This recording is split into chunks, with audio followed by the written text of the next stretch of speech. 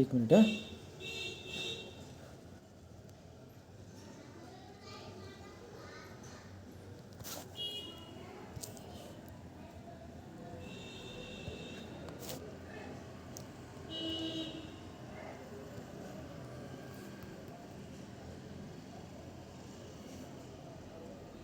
कुठपर्यंत आलो बरं का हे वालं. चला याचं उत्तर काय सांगितलं बरं मी तुम्हाला. तर याचं उत्तर आपण बघितलं की in all plane around the magnet. बरोबर. हा जो उभा मॅग्नेट आहे ना, या पर्टिक्युलर पॉईंटच्या आजूबाजूला सुद्धा सर्क्युलर दिसायला भेटेल. इथे पण सर्क्युलर शेपमध्ये याच्या आजूबाजूला पूर्ण थ्रूआउट त्या हाईटच्या थ्रूआउट तुम्हाला मॅग्नेटिक फील्ड दिसायला भेटते. असं थोडी असतं का फक्त बॉटमलाच मॅग्नेटिक फील्ड तयार झाली नाही. तर जो उभा मॅग्नेटिक हे आहे पूर्ण. हॅलो एक मिनिट.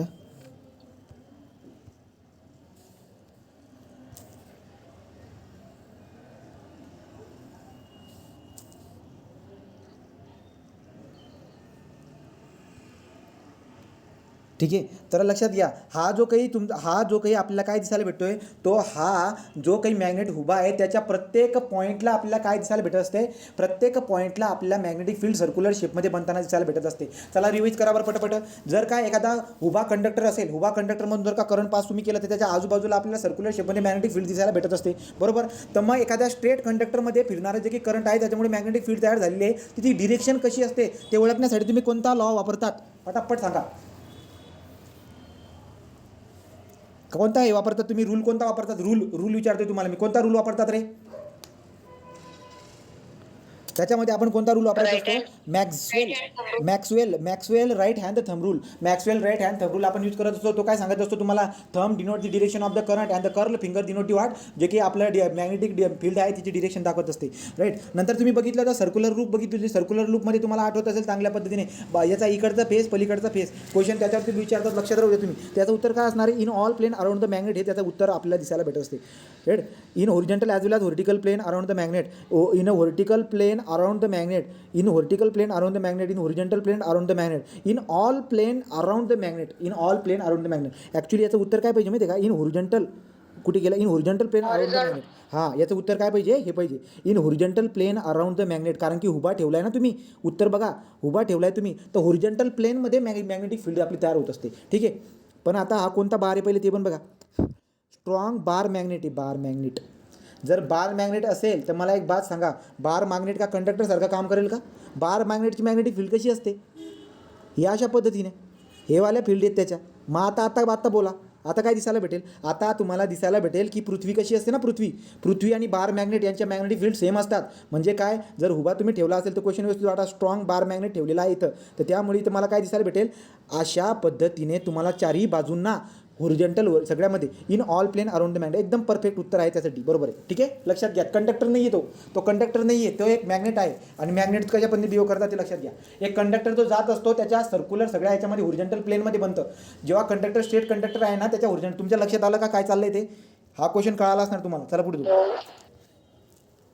आता पुढे काय, dot are generally made up of pure tin alloy tin. तो प्युअर टीनपासून अलॉय टीनपासून बनलेला असतो, मेटर लाईक कॉपर. चला सांगा बरं का काय बनलेलं असतं रे, काय बनलेले असते, प्युअर टीन आणि अलॉय टीनपासून आपली फ्यूज वायर बनलेली असते. त्यामुळे आपण काय बोललो होतो, मी तुम्हाला सांगितलं होतं की फ्यूज वायर जे की ना, फ्यूज वायरचे सगळे अलॉय दिखवतात त्या PDF एकदा बघा तुम्ही. अभ्यास कोणत्या प्रकारचा करताय देव जाणो, वाचत राहा बरं का गोष्टी पण पुन्हा. तो फ्यूज वायर जी की आहे ती फ्यूज वायर आपली टीनपासून, प्युअर टीन झाला, अलॉय टीन झाला, याच्यापासून बनलेला असतो फ्यूज वायर. तो संमिश्रपासून बनलेला असतो, मिश्र धातूपासून बनलेला असतो आपला फ्यूज वायर. पुढे जाऊया. The most suitable material for the making the core of electromagnet. चला पटापट उत्तर द्या, काय the most suitable material for making the core of the electromagnet. Electromagnet म्हणजे काय मी तुम्हाला सांगितलेलं आहे. राईट का, तो सॉफ्ट आयरनच्या वरती आपण काय करत असतो, सॉफ्ट आयरनवरती आपण कॉपरच्या ज्या काही हे असतात ते गुंडाळत असतो, त्याच्याबद्दल आपण बघितलंय. North pole of earth magnet is what, geographical north. Right. North pole. आता तुम्हाला काय दिसायला भेटेल बरं का, जो पृथ्वी आहे ना, पृथ्वी कशासारखी बिहेव करते रे, पृथ्वी ही एक बार मॅग्नेट सारखी बिहेव करते. पृथ्वी बार मॅग्नेट सारखी, जे फील्ड लाईन आहेत ना बार मॅग्नेट सारख्या. आणि मला सांगा, मॅग्नेटिक लाईन्स कुठून तर कुठे कशा पास होत असतात, मॅग्नेटिक लाईन कशा पास होत असतात, कुठून तर कुठे पास होत असतात, नॉर्थ टू साऊथ. लक्षात ठेवा. पुढे, electrical fuse is use to prevent. Electrical fuse is use to prevent short circuit and overload. चला सांगा काय कशासाठी इलेक्ट्रिकल फ्यूज कशासाठी वापरतो आपण. तो बघा जर इलेक्ट्रिकल फ्यूज जर तुम्ही वापरलं नाही तर ओव्हरलोडेड बी होणार आणि ओव्हरलोडेडमुळे ना डायरेक्ट वायरी शिलगायला लागून जातात आणि दोन वायरी शिलगून जर का टच झाल्या तर शॉर्ट सर्किट पण दिसायला भेटणार. ओव्हरलोडेड झालं का ओव्हरलोडेडमुळे शॉर्टकट सर्किट होत असते, ही बात लक्षामध्ये ठेवायचं. तर ओव्हरलोडेड पण व्हायला नको, शॉर्ट सर्किट पण व्हायला नको. ओव्हरलोड झाला रे झाला तर ती तार तिकडे तुटून जात असते, राईट की नाही. तो ओव्हरलोडेड आणि शॉर्ट सर्किट रोखण्यासाठी इलेक्ट्रिकल फ्यूजचा वापर केला जात असतो. Option A and B. चला पुढे जाऊ. Which of the given is not attracted by magnet. तो मॅग्नेटकडे कोण अट्रॅक्ट होत नाही बरं का. ब्रास जो आहे ब्रास मॅग्नेटकडे अट्रॅक्ट होत नाही. तो ब्रास जो काही आहे मॅग्नेटकडे ॲक्च्युली आपण मॅग्नेटिझम बघितलं नाही पण तरी मॅग्नेटिझम म्हणून 4 का 5च क्वेश्चन विचारले. तो आहे का नाही देव जाणो, पण तरी पण बेसिक माहिती तर आपण याच्यामध्ये बघून घेतली त्याची. तो ब्रास जो काही आहे आपला, तो ब्रास जो काही आहे तो आपला काय सांगतो मी तुम्हाला, ब्रास अट्रॅक्ट होत नाही. मॅग्नेटकडे ब्रास अट्रॅक्ट होत नाही. ठीक आहे पुढे जाऊ. Overloading happen because of what. Overloading कशामुळे होऊ शकते रे. Of connecting many appliances in the single socket. बरोबर, याच्यामुळे ओव्हरलोडिंग होऊ शकते. शॉर्ट सर्किट असं पण घडू शकतं का, पहिले शॉर्ट सर्किट आणि शॉर्ट सर्किट झाली का इकडच्या साईडला तुम्हाला सांगितलं ना की इकडच्या वायरी इकडे शॉर्ट सर्किट झाला तर इकडे ओव्हरलोड दिसायला भेटेल. शॉर्ट सर्किटमुळे पण आपल्याला ओव्हरलोड दिसायला भेटतं. Of hike in the supply voltage. Of hike in supply व्होल्टेजचा मिनिंग काय होतो रे, काहीतरी होत असेल. एनी ऑफ दिस, राईट का. एनी ऑफ दिस म्हणजे वरीलपैकी कोणत्या बी एका कारणामुळे आपल्याला काय दिसायला भेटत असते, ओव्हरलोडिंग. तो ओव्हरलोडिंग वरच्या कोणत्या पण कारणामुळे होऊ शकते. शॉर्ट सर्किटमुळे पण ओव्हरलोडिंग होऊ शकते, राईट. आणि नंतर एका सिंगल सॉकेटवरती जर का नंबरवर हे गुंतवल्यात तुम्ही वायरी, ते असतात ना एका होलमध्ये 4-5 वायरी गुंतवतात आपण, तेव्हा शॉर्ट सर्किटचा प्रॉब्लेम किंवा आपल्याला ओव्हरलोडिंग दिसायला भेटत असते.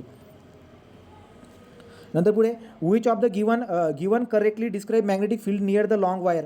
लॉंग वायरबद्दल काय सांगितलं होतं. Which of the given correctly describe the magnetic field near the long wire. The field consist straight line perpendicular to the wire. बरोबर आहे. आपली ही जी वायर होती त्या ही वायरमध्ये करंट समजा असं जात आहे तर याच्या परपेंडिक्युलर डिरेक्शनमध्ये मॅग्नेटिक फील्ड तयार होत असते. तो मॅग्नेटिक फील्ड काय म्हणले, field consist the straight line. Field straight line होती का रे. तो field consist straight line perpendicular to the wire. वाचू पुढे. Field consist the straight line parallel to the wire. हे तर चुकलं आहे, वायरला पॅरलल तर होतच नाही. Field consisting radial line originated from the wire. नंतर पुढे field consisting concentric circle centered on the wire, right का. Option D is the correct. तर तो कॉन्सेंट्रिक सर्कल दिसायला भेटतात त्या कंडक्टिंग वायरच्या आजूबाजूला. ओरिजेंटल प्लेनमध्ये कॉन्सेंट्रिक सर्कल बनतात. खूप डीपमध्ये आपण बघत आहोत त्या गोष्टी. पुढे जाऊ. The shape of the earth magnet field रिझेंबल that the imaginary. चला सांगा, shape of the earth magnetic field कशा पद्धतीने असते, कशाला रिझेंबल करतात तुम्ही, बार मॅग्नेट. ओके चला पुढे जाऊ.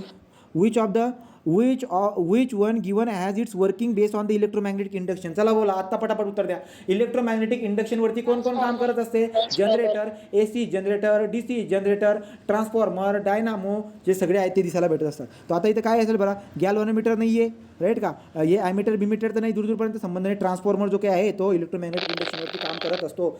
DC generator, AC generator, transformer हे कशावरती काम करत असतात. इलेक्ट्रोमॅग्नेटिक इंडक्शनचा लॉ पण सांगितला आहे, फॅराडेचा लॉ पण सांगितला आहे आणि फ्लेमिंगचे लेफ्ट हँड आणि राईट हँड रूल पण तुम्हाला सांगितलेले आहे. आठवून सांगा बरं का, फ्लेमिंगचे राईट हँड रूल काय असतात ते. काय झालं रे, 50% गेली. चला पुढे जाऊ बरं, पुढे जाऊ आपण.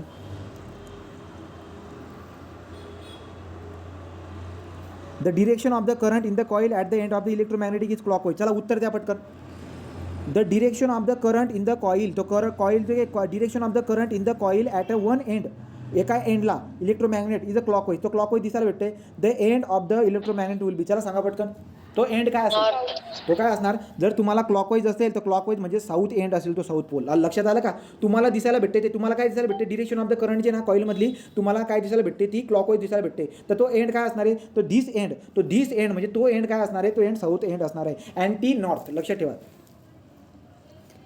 The front face of the circular wire carrying current behave like the north pole सारखी बिहेव करते. तुमच्या समोर जे काही दिसायला भेटते नॉर्थ पोल. मग सांगा बरं का, डिरेक्शन ऑफ द करंट कसं असणार आहे, अँटी क्लॉकवाईज. ठीक आहे, तो गोष्टींना लक्षात ठेवा.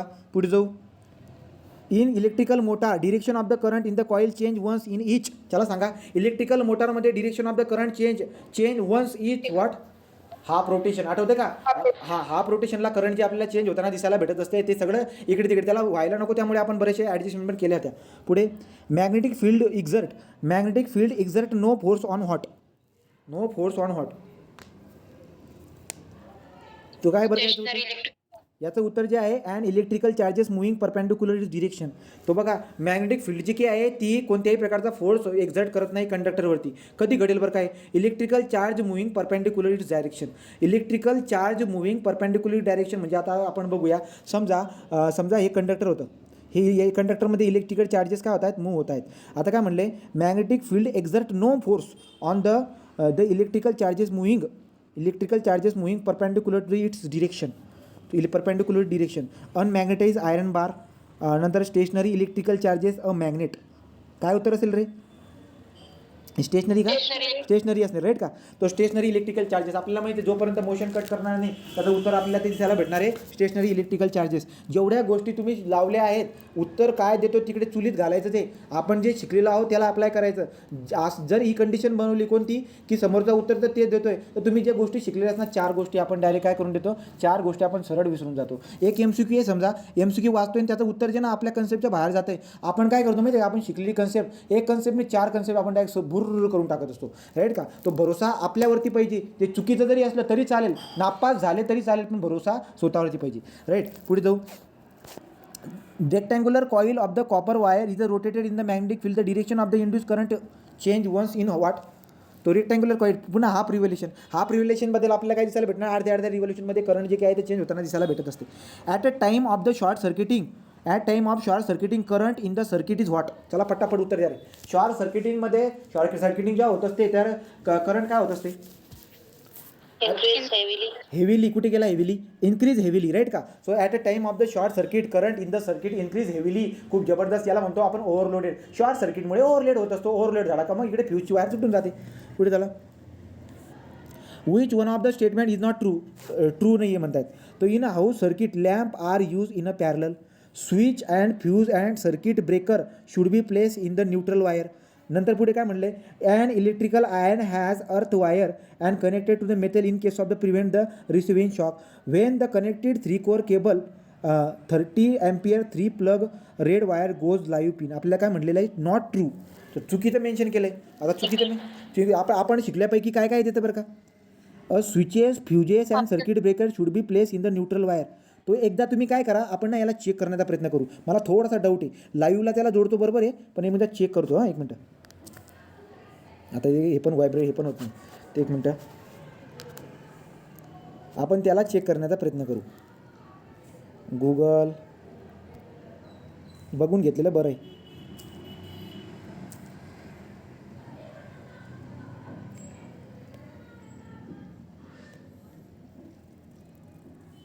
आता उत्तर काय दिलं आहे आता?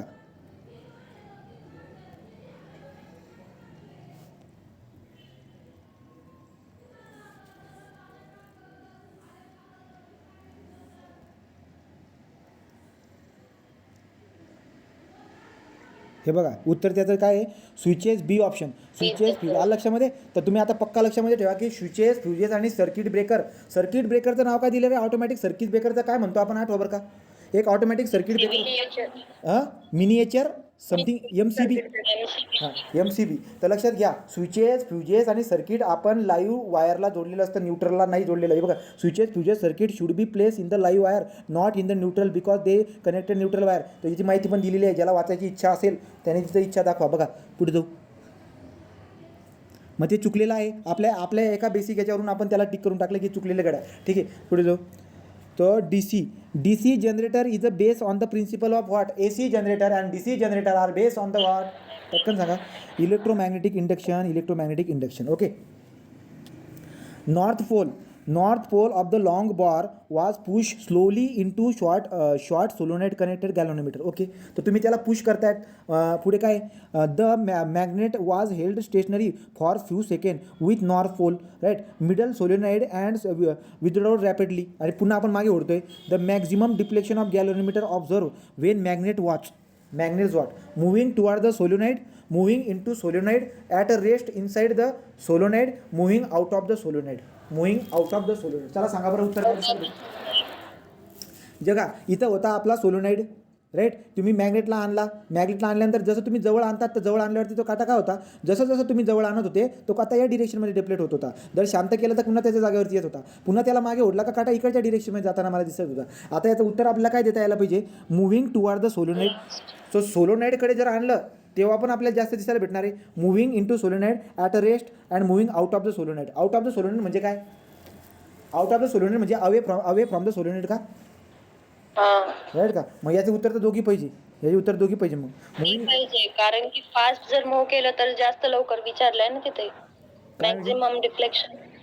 मॅक्झिमम डिफ्लेक्शन ऑफ गॅल्व्हनोमीटर वर observe when the magnet was moving toward the solenoid moving out of the solenoid. जवळ नेलं का दूर नेलं, दोघं ठिकाणी मला करंट जास्त दिसायला भेटणार आहे ना. डिरेक्शन वेगळ्या असू शकतात पण करंटचे मॅग्निट्यूड जास्त दिसायला भेटणार आहे. जोरात स्पीडमध्ये आणल्यानंतर आणि ओढल्यानंतर सारखं दिसायला भेटणार. The north pole long bar pushes into the short solenoid connected galvanometer. The galvanometer held stationary for few second. North pole into the middle solenoid then the withdrawal rapidly. Okay withdrawal rapidly. तुम्ही जोरात ओढताय. The maximum deflection galvanometer was observe. म्हणजे इथून आपण देऊ शकतो हे वाला. जर तुम्ही जोरात जर का ओढत असणार तर moving out of the solenoid पाहिजे. मग आलं लक्षामध्ये काहीतरी बघा, याचं उत्तर शोधून बघा. आपण तो शिकलेलो कन्सेप्ट पण तरी पण मॅटर होतोय. आता पुढे हे वाला, the force experience by the current carry. हां तिथे बघ मीन्स पहिले स्लोली पुश केलं हां आणि नंतर स्टेशनरी ठेवलं मीन्स ते परत जागेवर आला ना. हां तेच ना. मग तर मग जास्त हा जो रॅपिडली शब्द आहे ना याच्यावरून आपण उत्तर याचं moving out of the solenoid देणार आहे. मग आलं का, moving out of the solenoid म्हणजे आपण जोरात मागे ओढत आहोत ना तेव्हाच करंट आपल्याला जास्त दिसायला भेटेल. इथं स्लोली म्हणजे व्यवस्थित वाक्य वाचायला पाहिजे होतं. Moving out of the solenoid असणार. चला पुढे जाऊ. A force explain by the electrical current conductor place in the magnetic field largest by the angle between the conductor. चला सांगा तोंडी उत्तर द्या. किती अँगल असतो यांच्यामध्ये, 90 डिग्री. हे लॉ आहेत ना आपले, ते लॉ होते आपले सगळे. द फ्रिक्वेन्सी ऑफ द डीसीची फ्रिक्वेन्सी किती रे, 0. तो 0 हर्ट्ज डीसीची आणि एसीची किती असते, 50 हर्ट्ज आपल्या इंडियामध्ये. ठीक आहे. तर पुढे जाऊ. A device use producing the electric current produce करण्यासाठी जनरेटर असतो. तो एसी असेल किंवा डीसी असेल, इलेक्ट्रोमॅग्नेटिक इंडक्शनवरती काम करतात. ठीक आहे. चला पुढे. each one is given the change will be increased EMF in the simple generator except each one of the given change will be increased EMF in the simple generator except काय म्हणले, change increase EMF increase the number of the turn. बरोबर, number of turn जर का वाढवले तरी सुद्धा आपल्याला काय दिसायला भेटेल, जो EMF इंड्यूस होतो तो जास्त होताना दिसायला भेटणार आहे. Winding of the coil or soft iron armature increase the size of the gap between the armature increase the speed of the rotation. Speed of rotation हे बरोबर वाटतंय, इथं काय म्हणलं, each one given change will be increase EMF in the simple except म्हणले. Except म्हणजे हे बरोबर आहे, हे वरचं पण बरोबर आहे. तो इथं काय, increase the size of the gap between the armature winding coil soft armature. तो ठीक आहे, आपण सीला जाऊया. आता सी सोबत जावं लागेल. 2-4 गोष्टीनुसार येतात पण एखादा तो ब असा बनवून टाकेल तो. ठीक आहे. Electrical generator convert the electrical energy. Electrical generator converts what. Electrical generator काय करतो रे, electrical into mechanical mechanical into electrical करत असतो. ठीक आहे. तो तुम्ही हाताने फिरवता, हाताने हात दाखवला तर आठवतं का, हाताने फिरवला होता तो कंडक्टरला आणि मग त्याच्यामध्ये करंट फ्लो व्हायला लागला होता. इलेक्ट्रोमॅग्नेटिक इंडक्शनच्या लॉवरती आपण ते तयार केलेलं होतं. ठीक आहे. तो मेकॅनिकल एनर्जीला आपण कशामध्ये करत असतो, इलेक्ट्रिकल एनर्जीमध्ये रूपांतर करत असतो. इलेक्ट्रिकल जनरेटरचं काम झालं. पुढे. The phenomena of the electromagnetic induction is the what.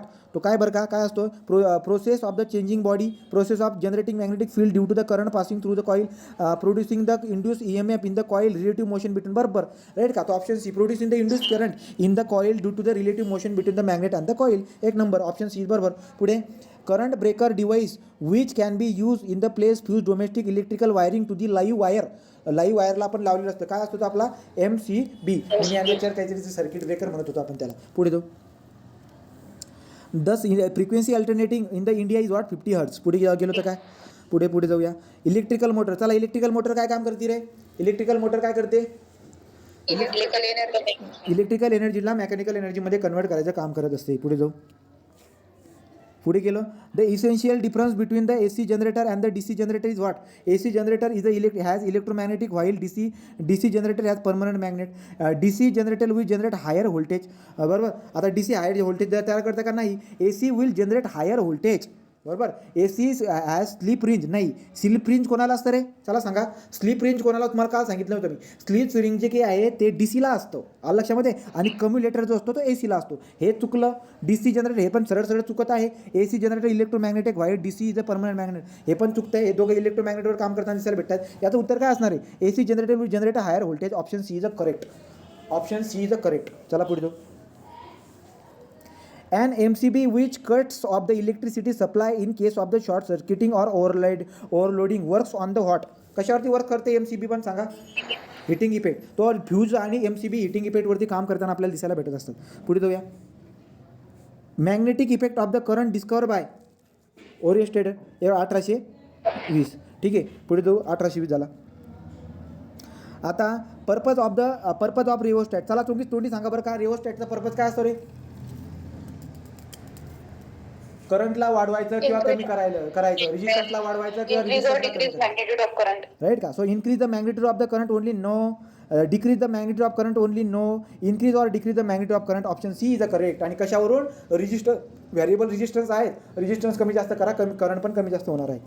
Option C is correct. पुढे पॉईंट केप्ट माइंड ओमला. हे माहिती आहे आपल्याला, काय काय पॉईंट लक्षामध्ये ठेवावं लागतात बरं का. ॲमीटर जो आहे तो पॅरलमध्ये ठेवायचा. Ammeter should be connected in the series and voltmeter जो काय पॅरलमध्ये. Option B, ammeter should be place in the series and voltmeter in the parallel. Option B is a correct. Next.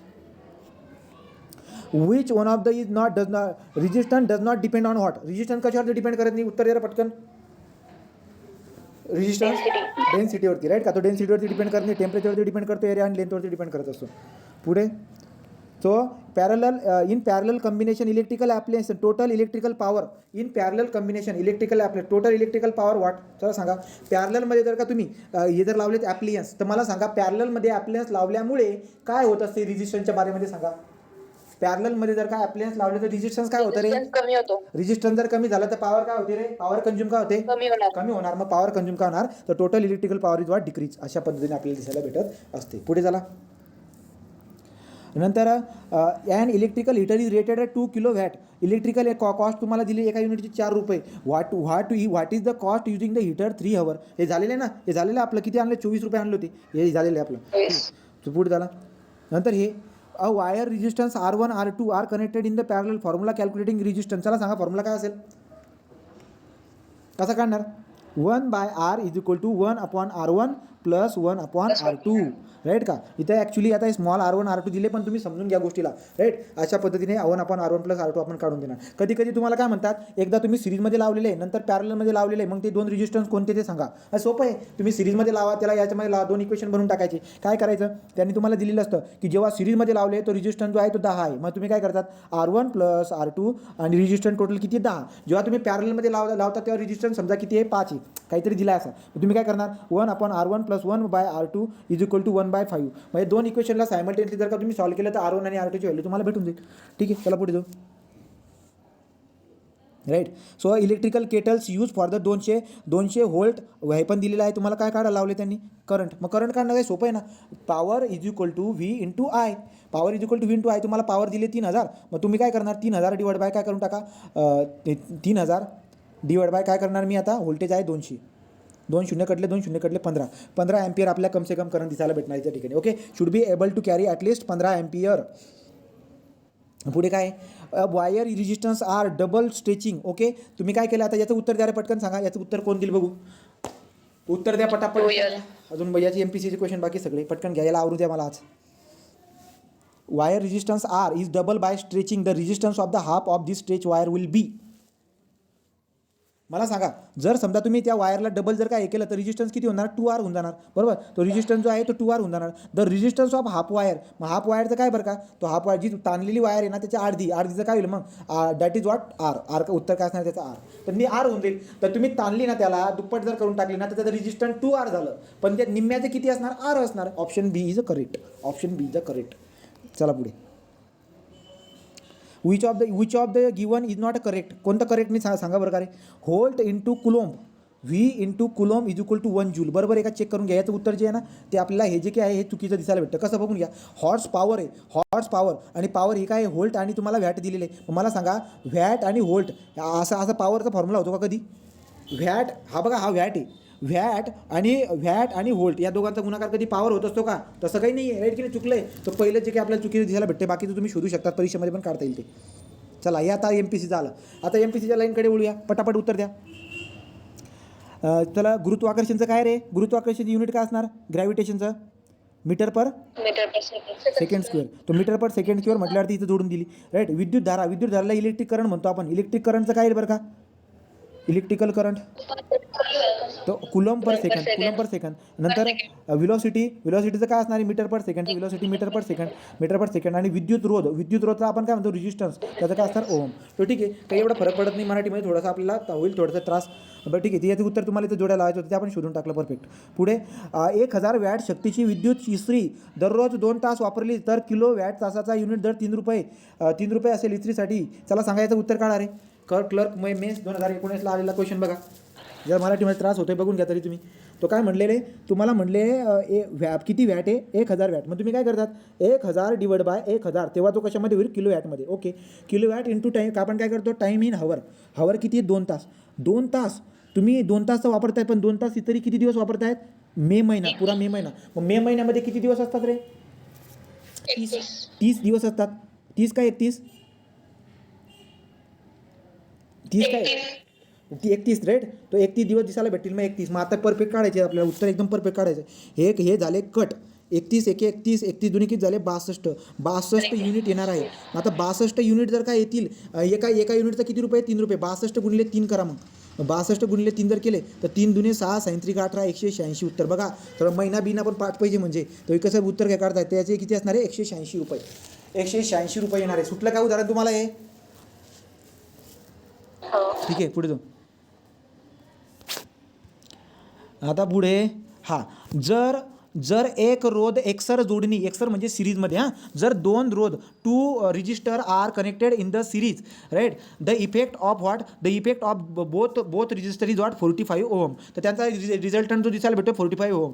If the resistors is connected in the parallel then the resultant is 10 ohm. तर त्या 2 ओहमची जे 2 register आहे ना त्यांची value. चला पटकन उत्तर सांगायचं किती? पटापट सॉल्व करा. हे 5वी 6वीचं उदाहरण आहेत. सिरीजमध्ये लावल्यावरती किती येते? R1 + R2 = वाट 45, राईट. सो देअर फोर तुम्ही बघून घ्या. नंतर दुसरं काय? 1 अपॉन आपण डायरेक्ट लिहून टाकू 10 = गुणाकार डिवाइड बाय बेरीज. So R1 × R2 divide by R1 + R2 अशा पण लिहित असतो आपण. हे झालं 10 आणि इकडे हे. मग R1 + R2ची व्हॅल्यू किती? 45. मी ते 45 ठेवून देणार. मग 45 इथं ठेवलं तर एक झाले 450. मग देअर फोर मला काय दिसायला भेटते? R1 + R2 जो आहे तो 45 आहे. आणि R1 × R2 हा किती आहे रे? हा आहे 450. हा किती आहे? 450. मग मला सांगा तुम्ही आता, हा जर 450 असेल तर R1 आणि R2ची व्हॅल्यू किती येईल? पटकन काढा सांगा उत्तर.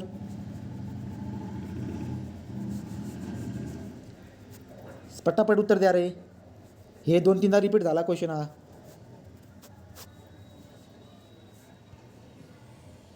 काय करणार मी? तर इथून काय करतो बरं का? इथून जर का समजा आपण इथून जर का आपण R2ची किंमत जर का घेतली, इथून जर R2ची किंमत घेतली, काय घेऊ मी? तर R1 × R2ची किंमत जर का समजा मी 45 मायनस R1, 45 R2ची किंमत घेतो ना. हां, तर मी R2ची किंमत जर का समजा 45 मायनस R1 जर का घेतली = 450. तो किती येईल बरं का?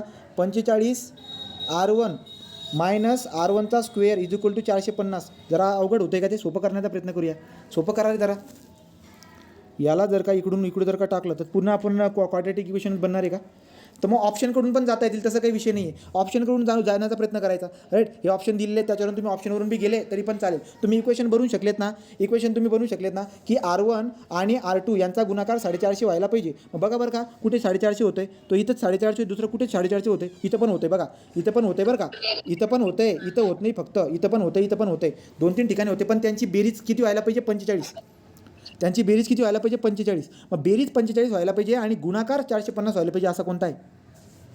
तिसरा, राईट का? मग काढता येईल तुम्हाला. चला पुढे जाऊ. 1 मिनिट. आता हे वालं, जर 0.2 अँपियर विद्युतधारा राईट का. सो तुम्हाला electric current 0.2 ampere electric current आणि वॉट तो रेजिस्टन्स दिले तुम्हाला 100 ओहम. नंतर बोले काय म्हटलेलं आहे, एका मिनिटासाठी प्रवाहित केली तर किती जूल उष्णता निर्माण होईल. उष्मा म्हणजे उष्णता, तुम्हाला उष्णता हीट काढायला लावली रे. चला काढा बरं हीट कशी काढणार तुम्ही. H=I²RT राईट, जूलमध्ये काढायचं आहे. मग H=I²RT जर काढायचं असेल तर आय स्क्वेअर किती आहे, आय कुठे 0.2चा स्क्वेअर जर केला तर 0.2चा स्क्वेअर करून घ्या. 0.2चा स्क्वेअर 0.2 राईट. आणलं का उत्तर. ठीक आहे 240 जूल. तो सरळ सरळ तुम्ही त्याच्यामध्ये टाका 1000 टाका, आपलं 1000 किती टाका याच्यामध्ये.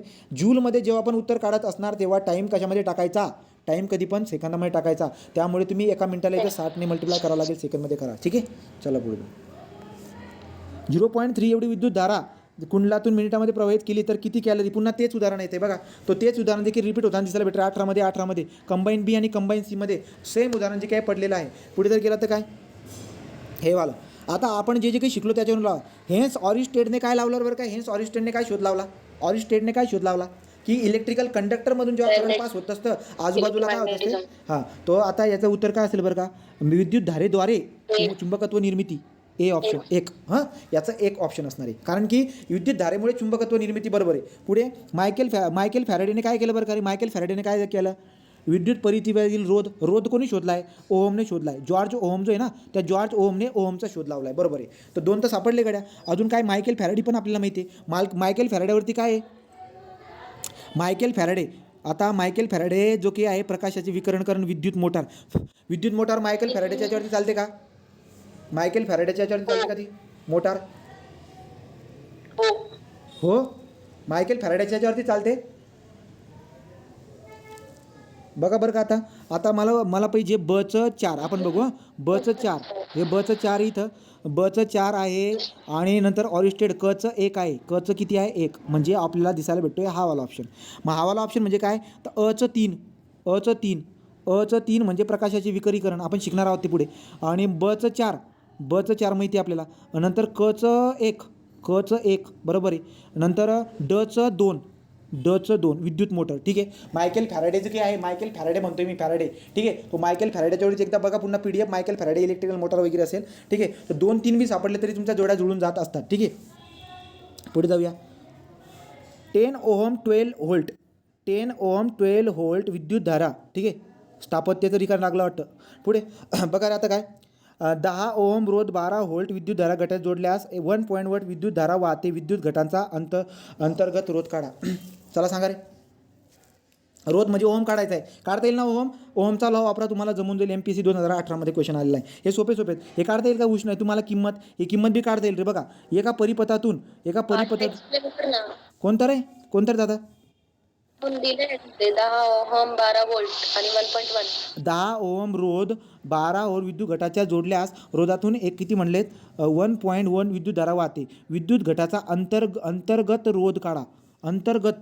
अंतर्गत रोध म्हणजे काय रे बघू बरं का. 10 ओहम दिलेला आहे, 12 व्होल्ट पण दिलेला आहे. हां, जोडल्यास तो 10 ओहम 12 ओहमच्या जोडल्यास याच्यातून 1.1 विद्युत धारा वाहते. विद्युत घटाचा विचारला आहे. विद्युत घटाचा.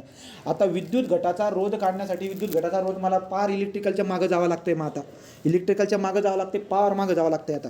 तर ठीक आहे बघू बरं आपण ट्राय करू. म्हणजे जातो का तिथपर्यंत. सर्किटमधलं किती रे, सर्किटमधलं रेजिस्टन्स 10 ओहम आहे.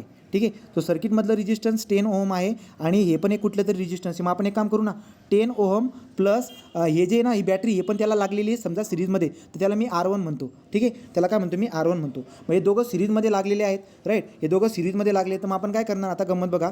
काय असतो आपला फॉर्म्युला रेजिस्टन्स V/I. रेजिस्टन्स किती आहे R प्लस या बॅटरीमधला रेजिस्टन्स किती असतो R1 V किती आहे 12 डिवाइड बाय करंट किती आहे 1.1. राईट. तुम्हाला या सर्किटमधलं रेजिस्टन्स दिले 10, मग 10 + X = 12 डिवाइड बाय 1.1. मला सांगा उत्तर किती येते.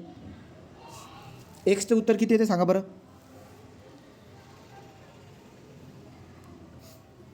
X = काय येईल 12 डिवाइड बाय 1.1 - 10 करा किती येते.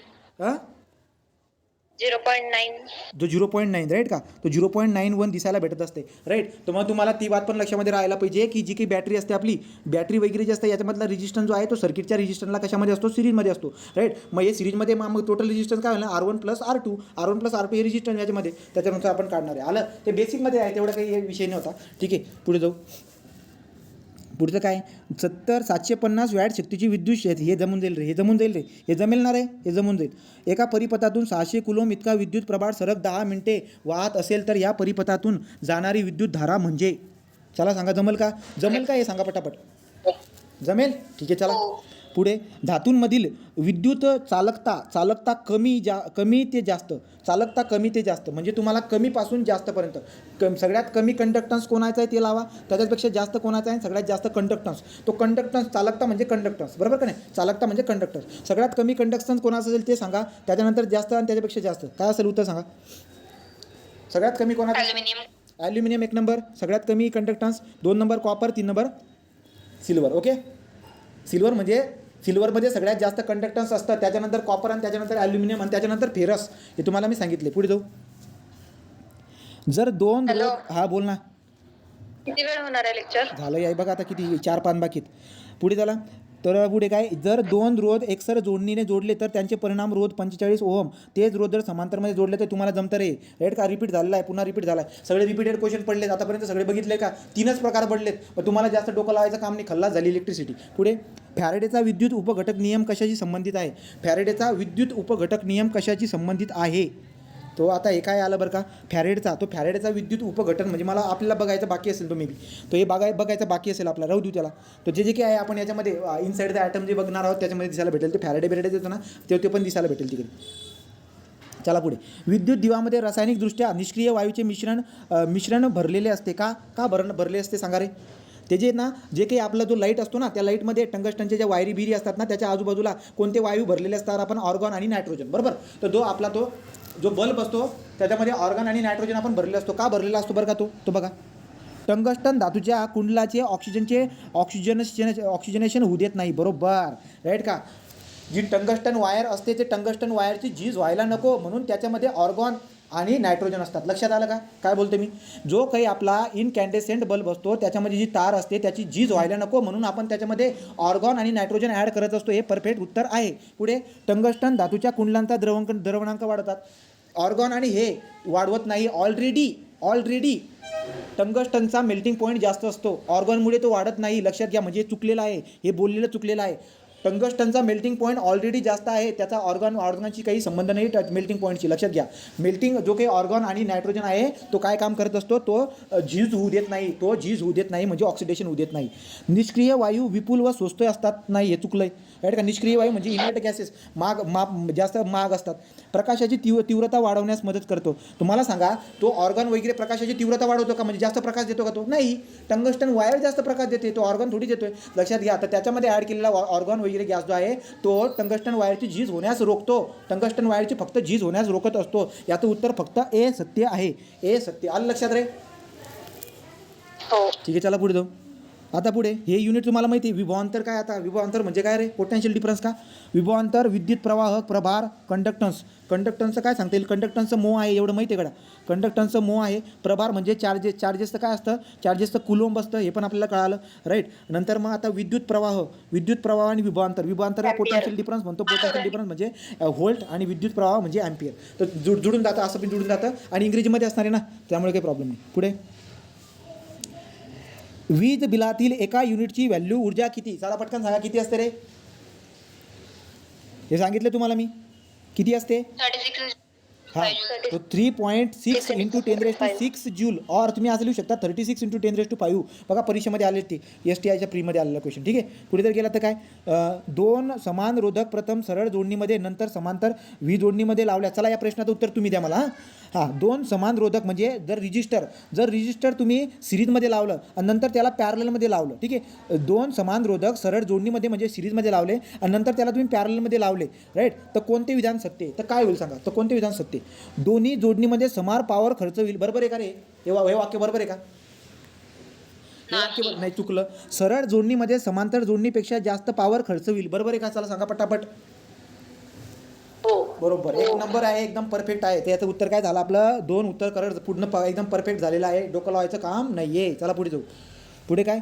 विद्युत परिपथातील वितळतार म्हणजे काय रे? चला सांगा. वितळतार म्हणजे मी तुम्हाला बोललो होतो फ्यूज वायर.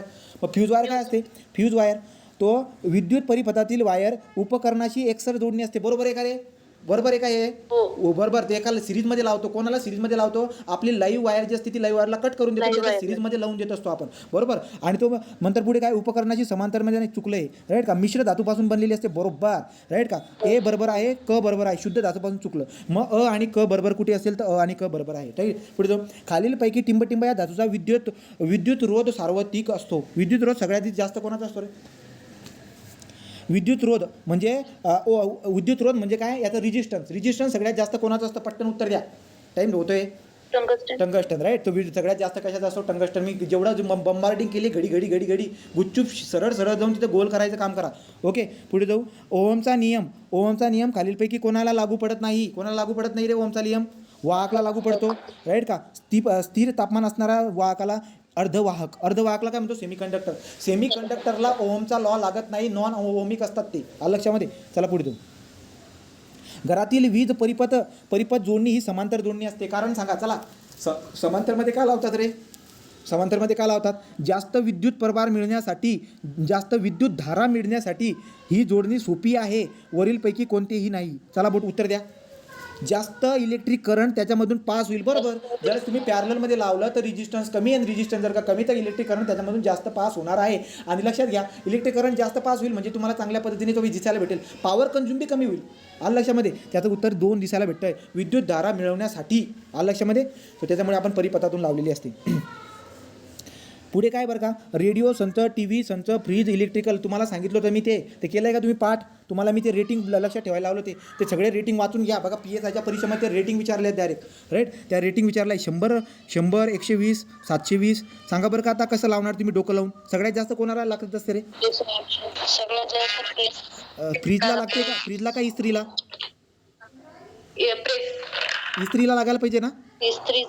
हां, इस्त्रीला. कारण की त्याच्यामध्ये रेजिस्टन्स जास्त आहे ना, गरम आठ महसूस होते. तर मग आपण काय करणार बरं का? आपण डला 750 जोडूया. आपण डोकं लावून काम करतो आता. डला 750 जोडूया. याच्यानंतर कोणाचा नंबर लागायला पाहिजे बरं का? TV जास्त लाईट बिल होते का? फ्रीज ना? लागेल. कशाचा? TVचा का फ्रीजचा? रेडिओचा लागणार नाही. रेडिओचा कमी असायला पाहिजे. रेडिओ संसदात आय थिंक 3 असायला पाहिजे. मग आपण एक काम करू बरं का? समजा डला आपण 2 जोडू. डचा 2 कुठे आहे? इथं एकच ठिकाणी रे.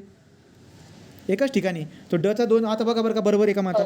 अचा 3 म्हणजे बरोबर. बघा अचा 3 पण परफेक्ट आला. बचा 4 तर बचा 4 म्हणजे 150. मग TV संचाचा 150 बघा.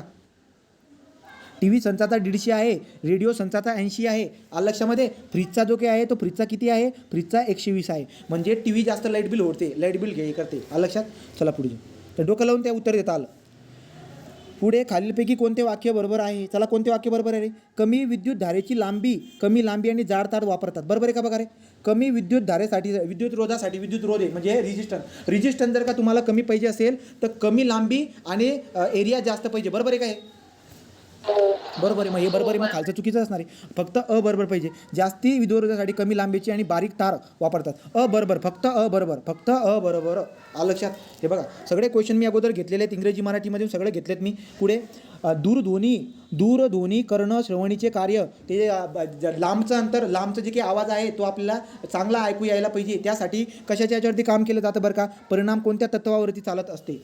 ते कोणत्या तत्वावरती चालत असते? चुंबकीय तत्वावरती चालत असते. दूरध्वनी कर्ण श्रवणाचे कार्य विद्युत धारेच्या कोणत्या इफेक्टमुळे? तर इलेक्ट्रिक करंटच्या मॅग्नेटिक इफेक्टमुळे जे काही आहेत ना. एखादी बहिऱ्या लोकांना जे की ना ते कानामध्ये मशीन घालतात बघा. बहिरे लोकांना ऐकू येत नाही त्यासाठी मशीन घालतात. ते कशावरती काम करत असतं? ते मॅग्नेटिक इफेक्ट ऑफ इलेक्ट्रिक करंटचं उदाहरण आहे. तो मॅग्नेटिक इफेक्ट ऑफ इलेक्ट्रिक करंटचं उदाहरण ते आहे. तो कानामध्ये जे हे घालतो ना तेवालं. ठीक आहे.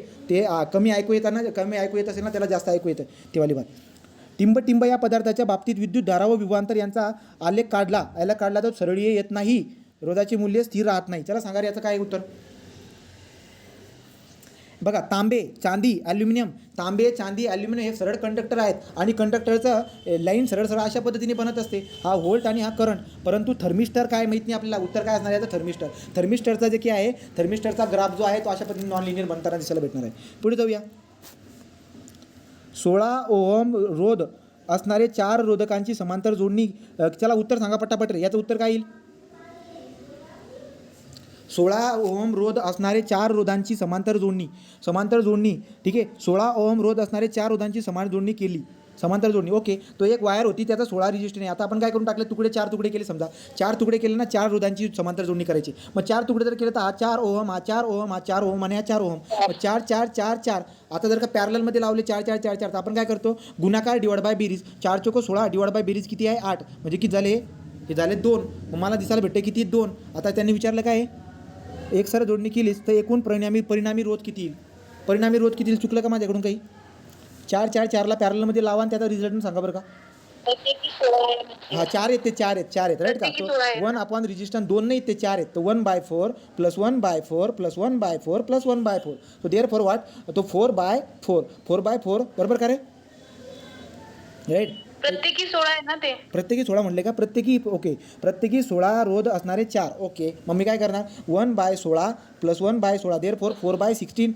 1/r इज इक्वल टू 4/16 म्हणजे 1/4. मग याचा रिसिप्रोकल जर घेतला तर काय, तो resistance is equal to 4 ohm. Option B is correct. आलं लक्षात येते का रे. चला पुढे जाऊ. हो. जर 60 वॅटचा बल्ब 220 व्होल्ट विभांतरला जर का लावला तर करंट किती होईल. पॉवरचा फॉर्म्युला आहे P is equal to V into I करा. आपण बघितलं आहे, खल्लास झाली बात. चला पुढे. एकच फॉर्म्युला आहे. 20 ओहम रोध विद्युत धुराच्या एवढ्या परिपत्रकाला जर जोडला तर किती येईल. तो अशा पद्धतीने हे पण दिसायला भेटेल. आज निकाल लागला वाटतं याचा आपला इंजिनिअरिंगवाल्यांचा. ठीक आहे, एक मॅसेज आले बरोबर. फायनल आन्सर की आली का. हां ठीक आहे. बघा, तो 20 ओहम रोध असलेला विद्युत परिपथकातून 0.5 अँपियर धारा वाहण्यासाठी त्या परिपथकातून वाहनाच्या 2 टोकात विभांतर असावे. तो काय आहे बरं काय, ओहम तुम्हाला दिले, 20 रेजिस्टन्स, विद्युत करंट अँपियर पण दिलेला आहे. तुम्हाला पोटेन्शियल डिफरंट काढता येईल. चला पुढे जाऊ. एका सूक्ष्म तरंगीय भट्टीतून तुम्हाला किती दिले, हे एनर्जी दिलेली आहे. 20 मिनिट पण दिलेला आहे. तुम्हाला शक्ती पॉवर काढता येईल का रे. बरोबर, तो kilo watt into hour is equal to काय असतो आपला, पॉवर इंटू टाईम. मग तुम्हाला काय दिलं आहे ॲक्च्युली इथं, हे दिलेलं आहे. तुम्हाला पॉवर काढायचं असेल तर डिवाइड बाय टाईम करून टाका. हॉवरमध्ये करा वाटतं असं. 20 मिनिटाला हॉवरमध्ये करताना मी काय करणार, 20 divide by 60 that is what 1/3 0.3 असं करून टाका. तर तुम्हाला उत्तर तिथूनही भेटून जाईल. युनिटचं कन्वर्जन राईट. तो लास्ट पेज. 25 वॅटचा बल्ब 10 तास चालतो. विद्युत दिवा किती युनिट ऊर्जा करेल हे तुम्हाला जमून जातं. युनिट काढता येतात. वाहकाच्या 2 बिंदूतून विभांतर V गेला तर फॉर्म्युला काय आहे, V is equal to W/Q. आलं लक्षामध्ये. अशा पद्धतीने मी टोटल इलेक्ट्रिसिटी कंप्लीट केलेली आहे. याचा पक्का तुम्हाला 2-3 मार्काला काय पडेल ते तुम्हाला याचे मार्क भेटून जातील. थांबतो रे इथं, लई टाईम आपण आज डिस्कस केलं.